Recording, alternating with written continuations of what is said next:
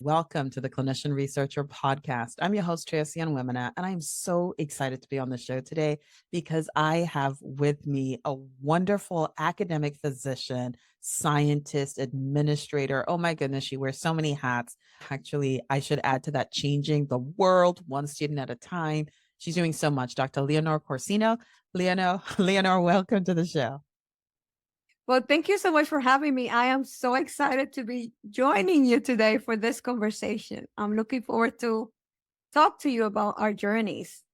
Yes, the pleasure is absolutely mine. Leonor, would you introduce yourself to our audience, especially with regard to your path as a clinician researcher?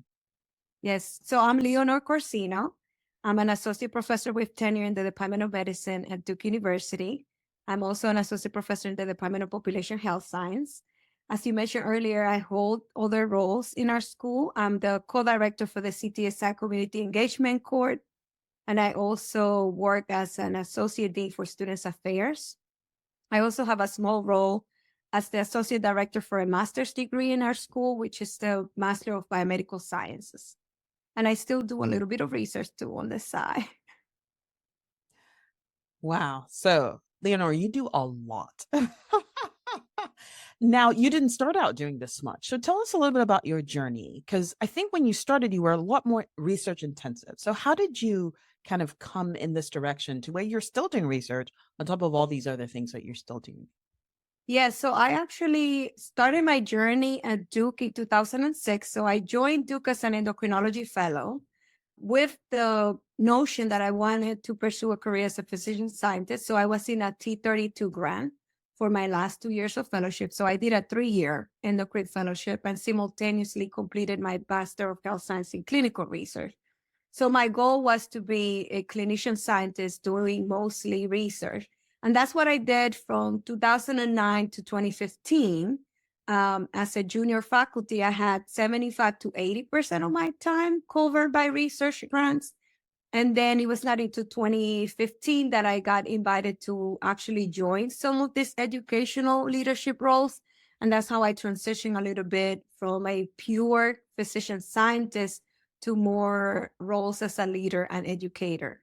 My research interest is still the same. My interest is diabetes and diabetes-related comorbidities, with a special emphasis in health disparities and the Hispanic and Latino population. But also along those lines, I've been trying to do some work in bias, implicit bias in patient-provider communication and patients' outcomes. Wow, that is so awesome. You know, one of the things you speak to that I do want you to come back to is that you started off pretty research intensive. Now, many times, I think for junior faculty that are coming in right now, many times they'll say, well, I just want to be 50-50. So that's how I want to start out.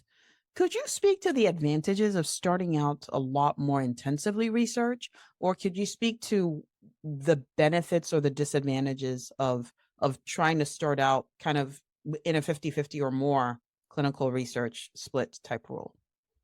Well, I this is my personal opinion, but I think if you are really committed to be a physician to scientist, less than 75% of research might not get you where you need to be. We all know that 50-50 is probably like 80 patient care and then 20% research, because always your patients will come first. And the reality is that you really, at the beginning of your career, if you're really serious about it, to get your papers, your grants, you really need that protected time.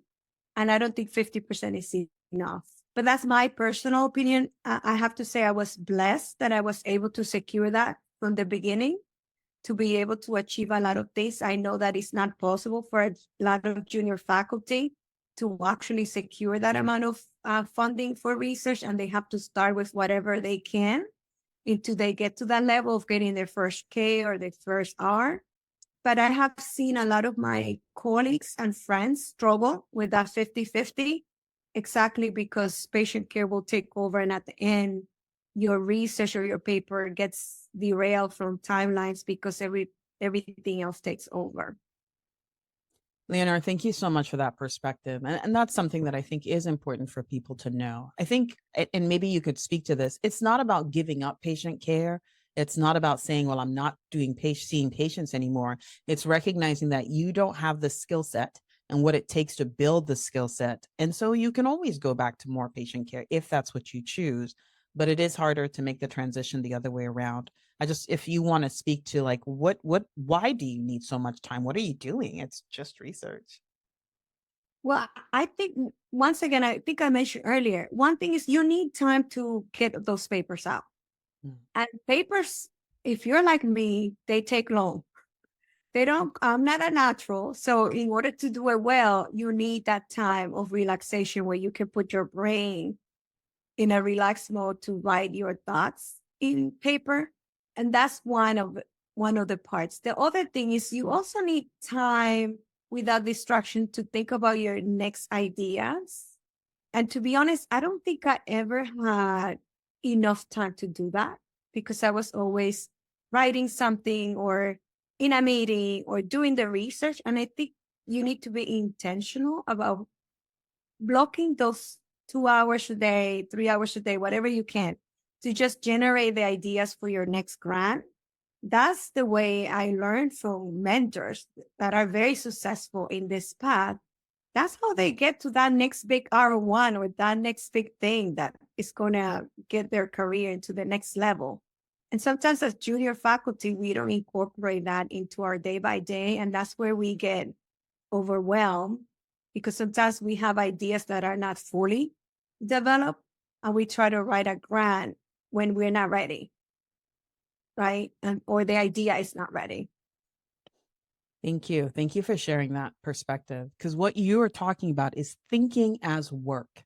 And so sometimes if we're not busy doing something, we feel like, well, we're not doing anything. And to be honest, we live in an environment or even in academia, we were like, well, what did you do? What are you doing? How many patients are you seeing? What's your RVUs? But in reality, the ability to sit down and really hash out an idea and create something that you're going to actually continue to recreate over time, that does take time and it is work. And if people are questioning how much time you have available, because people will say, oh, you clearly have Thursday mornings free. Why don't you see one or two extra patients? Thinking is intensive and it needs time to be done well.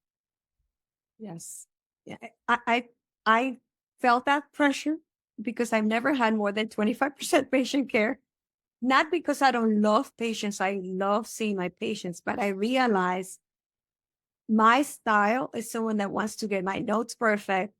I want to know it all. I want to have it all done. And I realized it was taking so much time. It still takes a lot of time, even though I don't see a lot of patients.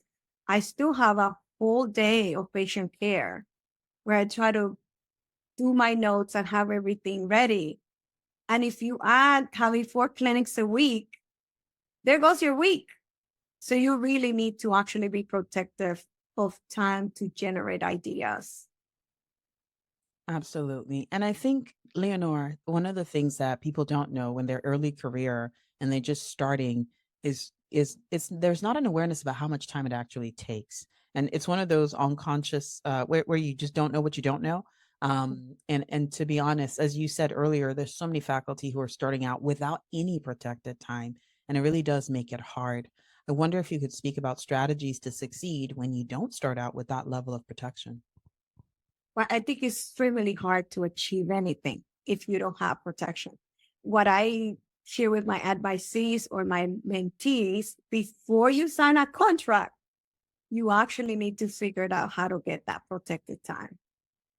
Because it's like signing for failure. If you don't do your due diligence ahead of time, it will be really hard. And I think I'm grateful to my mentor because when I was transitioning from being a fellow to a faculty, it was clear that my mentor actually helped me negotiate the time that I needed. And I can attest as someone that was relatively successful as a physician scientist that without that advice from my mentor, I don't think I would have been able to do much because I have seen that happen to some of my colleagues that didn't have the same type of mentorship that actually signed to do 50-50 or 80% clinical, 20% research. And then their research career goes downhill because they didn't have that time. So if research is really what you want to do, I encourage you not to sign any contract that doesn't have any protected time for research.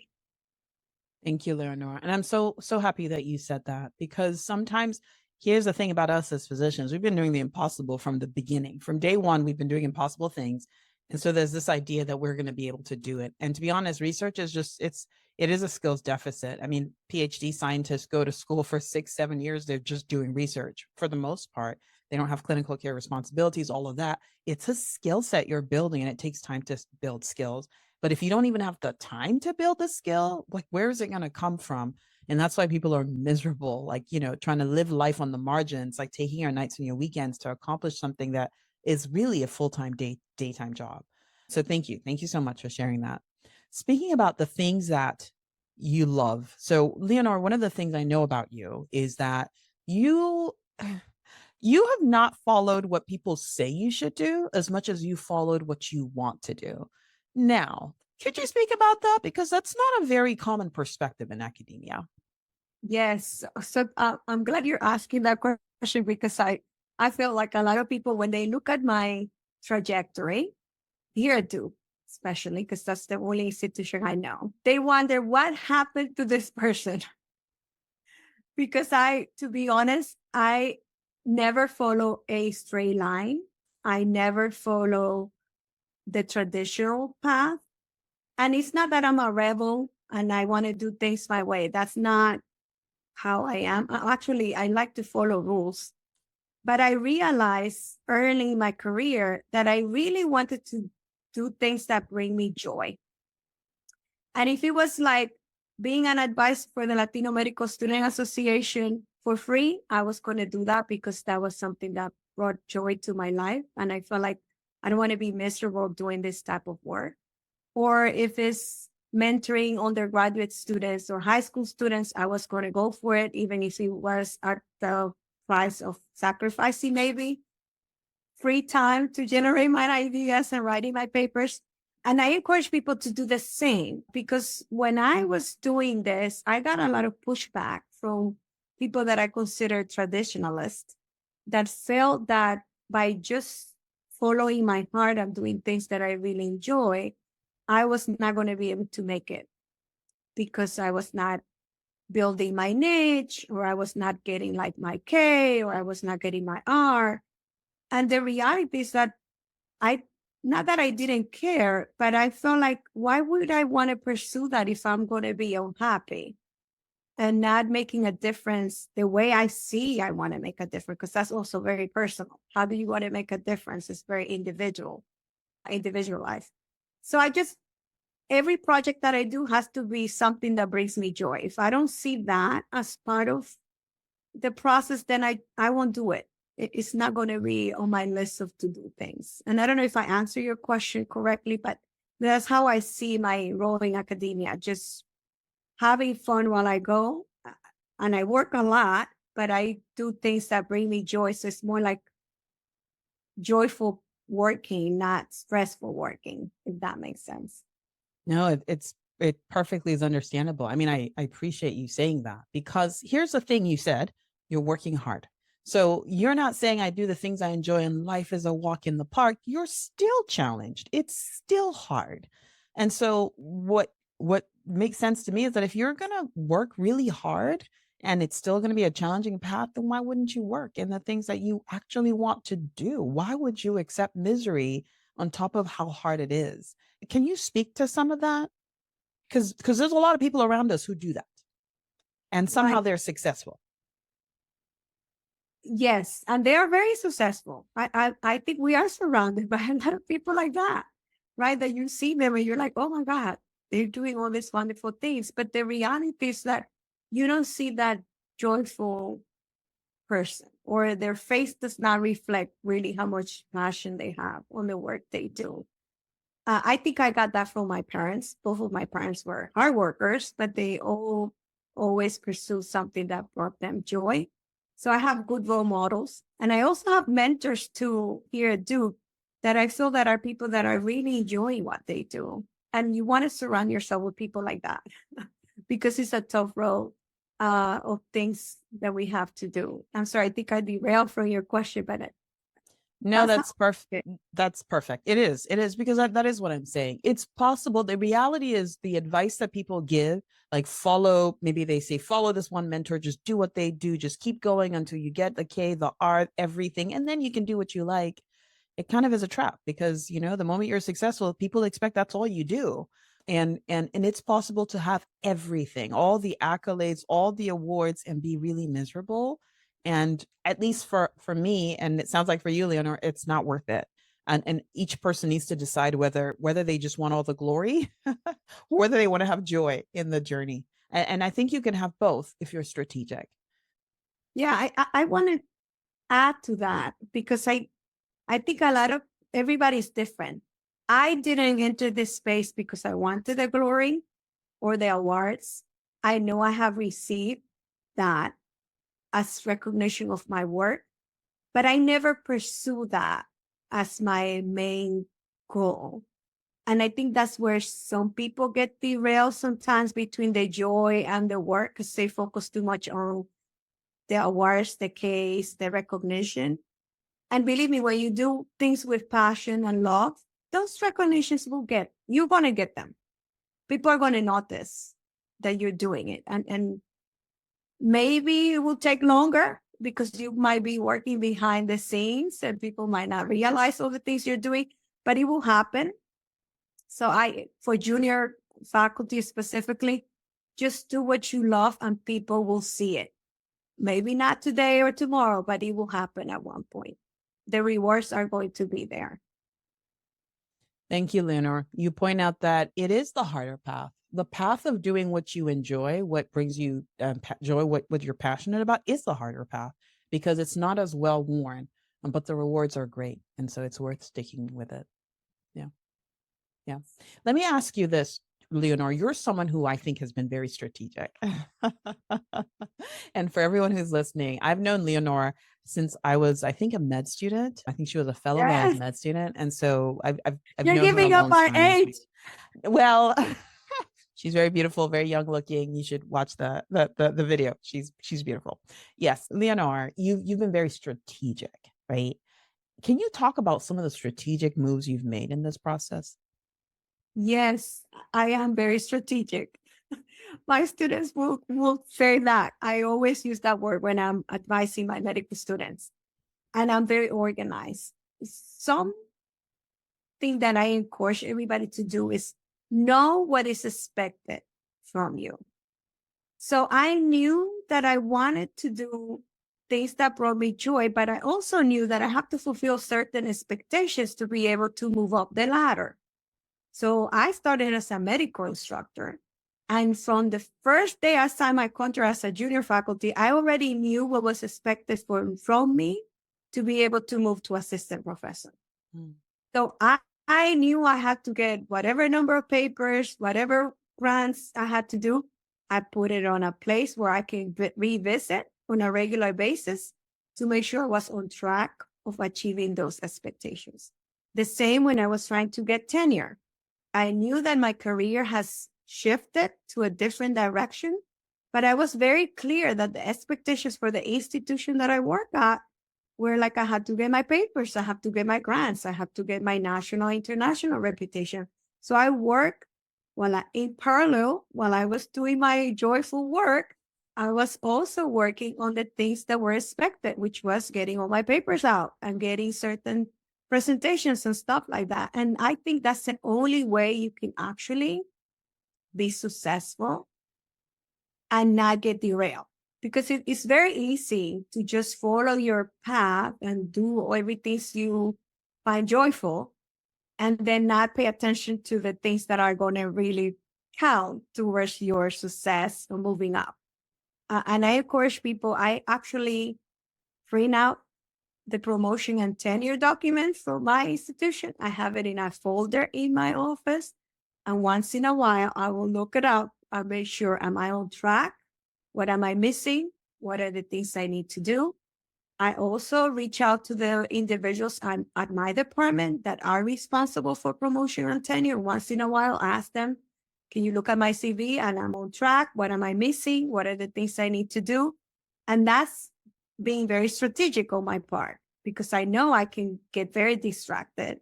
Something that I have to share. I'm also I cannot do the same thing all the time. So I can be very distracted, but I also know myself that that will be a downside if I don't keep an eye on the goal, the long-term goal, which is getting full professor with tenure.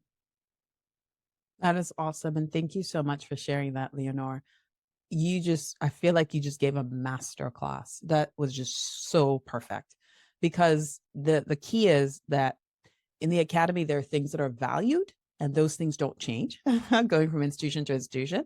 People value publications and they value grants. And for many faculty, as you look through your appointment and promotions and tenure documents, those are things that feature quite consistently. And not just those things. You talk about international reputation, national reputation, giving talks, that kind of thing. They're all pretty well detailed. And so as you're doing the things you love, yes, you want to make sure that you are layering your interest over what the institution values so that at the end it double counts. It counts for your joy and it counts to give you credit that you've been doing work well. So that was fantastic. Thank you so much for laying that out. But that requires intentionality. Hmm. It doesn't happen. You have to be strategic. You Yes, yes. have a plan. And you talk about involving people too, it's not just you saying I'm meeting the metrics, it's you asking other people objectively and saying, hey, how is this working? And you gave me that advice, and that really helps me because early on I was having meetings with a person who's in charge, just saying, hey, here's my CV, what do you think? Here's my statement, what do you think? And that really helped me start being intentional about shaping what the statement's going to look like looking forward rather than trying to look backwards and make it all fit. Yes. And that's also an advice I give to junior faculty all the time, because we want to have resistance against the systems, right? We're like, why do I have to do it this way? Well, you nicely alluded to the fact that academic institutions have rules of what is expected. And I don't see that changing much. It's not our institution thing, it's institutions that have the same expectations. And the earlier you know that, and the earlier you have your allies and people that are going to advise you how to fulfill them in a proactive way, the easier the journey will be. I think sometimes it's like we want to resist until we get to the point, oh, I want to go to associate professor. And then you look back, you're like, oh, but I don't have all the papers I'm supposed to have. Or I didn't do all the talks that I was supposed to do. And then that's where the frustration comes because you feel like you wasted your time.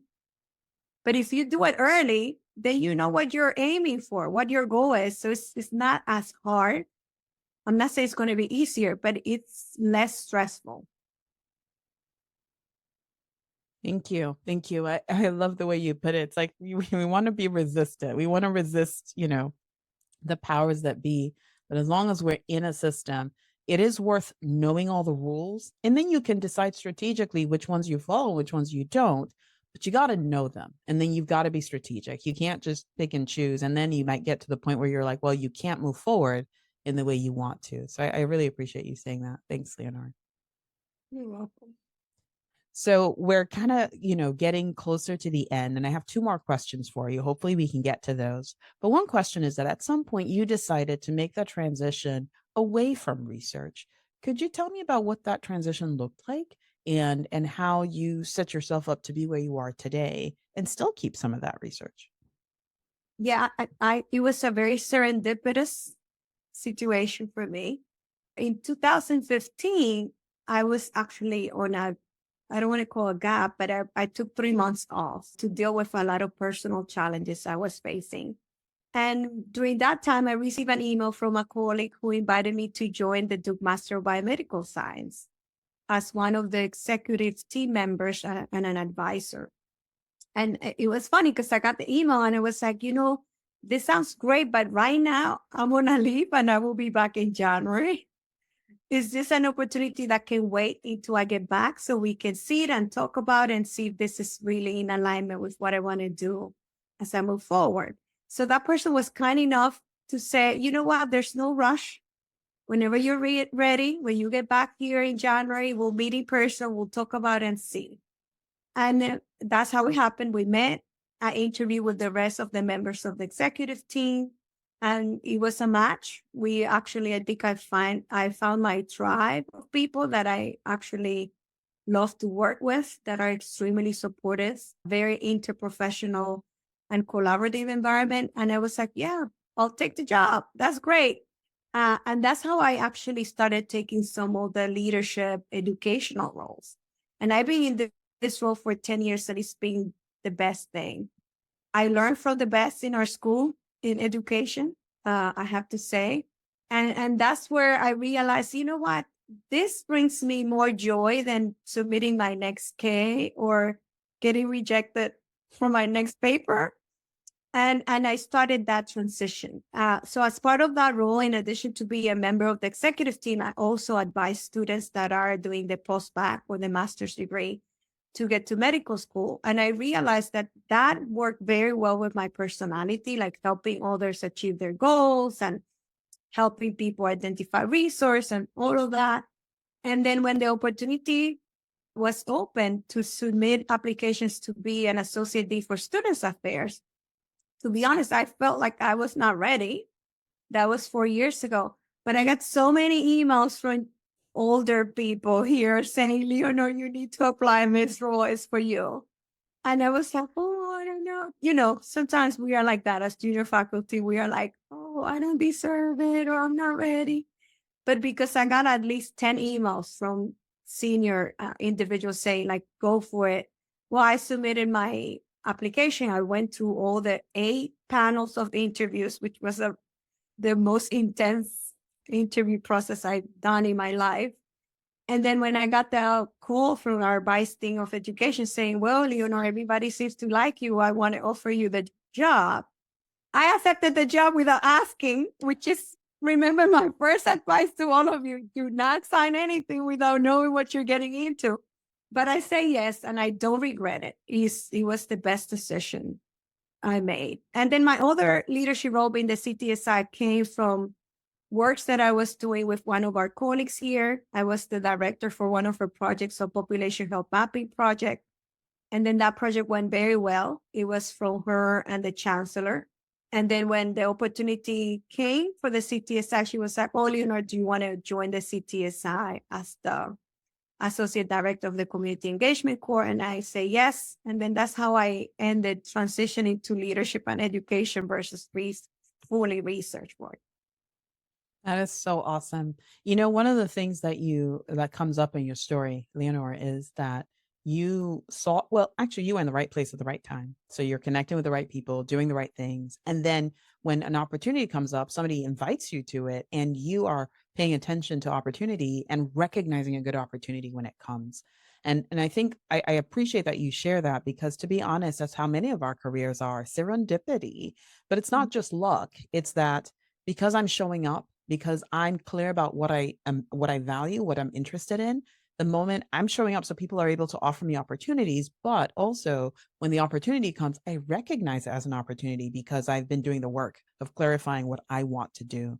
And so it's beautifully said, because I think sometimes there's frustration from those of us who are early career looking ahead saying, but how did you figure it out? How did you get here? And there's not necessarily like a puzzle that you're putting together to get here. You're literally just taking one step at a time, and the road is becoming clear in front of you.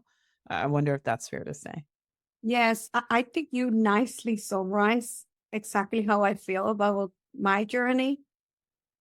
I feel that I'm very open to change. Like I'm not afraid of change, which is something you have to embrace in academia, because change is inevitable, Mm. especially in the times we live where things are changing constantly. And embracing change with joy. I think of our conversation today, joy will be the word and the feeling that I hope everybody take. And I put all my energy and effort and 100% to it. And people notice.